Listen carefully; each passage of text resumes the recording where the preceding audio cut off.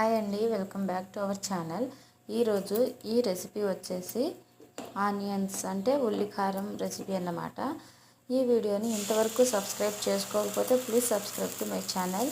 అలాగే లైక్ కూడా చేయండి. లైక్ చేస్తే ఇంకొంతమందికి ఈ రెసిపీ అనేది రీచ్ అవుతుంది.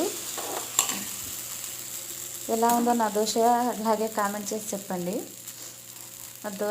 దోశకి కావాల్సినవి మీకు అందరికీ తెలిసిందే. దోశ ప్రతి ఒక్కరికి వస్తుంది. ఉల్లికారం ఇలా చాలా చెప్తాను చూడండి. దీనికి పెద్ద కావాల్సిన వస్తువులు ఏమీ అవసరం లేదండి. ఆనియన్స్, ఉప్పు, కారం ఉంటే సరిపోతుంది. ఇలా దోశ పైకి వేసుకోవచ్చండి. రైస్ మీద కూడా బాగుంటుంది. ఈ ఉల్లికారంని తిరువాత వేసుకొని తింటే ఇంకా బాగుంటుందండి. ప్రజెంట్ అయితే మిక్సీ పని చేయలేదు అనేసి నేనైతే రోల్లో దంచుకున్నానండి. చూపిస్తానండి. ఇదో ఫస్ట్ ఆనియన్స్ అయితే నేనైతే 3 ఆనియన్స్ తీసుకున్నానండి. దాంట్లో కొంచెం బాగా రుబ్బుకొని దాంట్లో కొంచెం చింతపండు వేసాను. చింతపండు వేసిన తర్వాత కొంచెం ఉప్పు, కారం కూడా వేసానండి. ఉప్పు, కారం వేసుకొని దంచుకున్నానండి. ఇదో మీకు నేను అప్పుడే వేసేసా, అప్పుడు రికార్డ్ చేయలేదు.